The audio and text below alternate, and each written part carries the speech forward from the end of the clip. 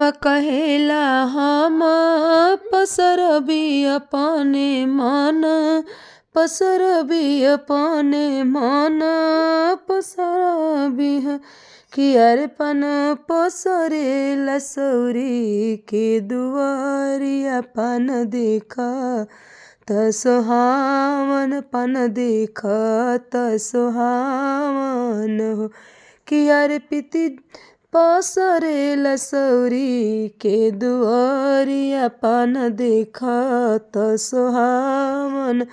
अरे से पन खइले कौन बाबू भिनेला बतीस दांत भिनेला बतीस दांत हो कि अर्पित ढारे ले कमनी दे के आचर पन देखा त सुहावन पन देखा त सुहा अर्पित ढारे ले कमनी दे के आचर पन देखा त सुहावन पन देखा त सुहावन हो।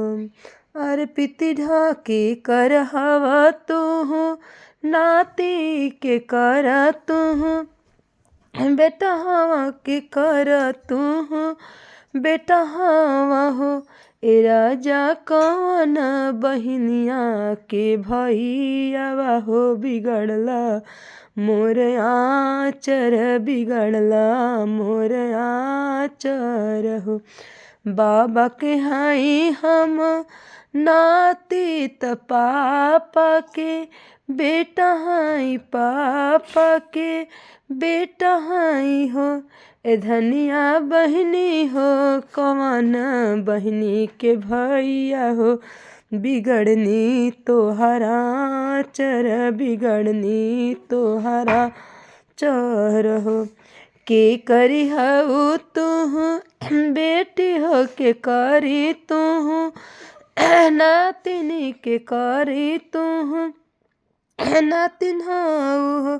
ए धनिया कौन भैयावा के बहिनिया हो बराबर बोलिया बोलेलू बराबर बोलिया बोलेलू हो किया रे धनी कौन भैयावा के बहिनिया हो बराबर बोलिया बोलेलू बराबर भैया के बाबा के हाई हम नातिनी तब पापा के बेटी हाई पापा के बेटी हाई हो।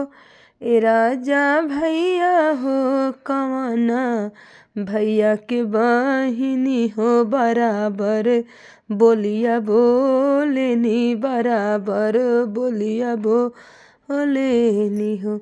अगर हमारा वीडियो अच्छा लगी तो एक लाइक आप लोग ज़रूर करिए।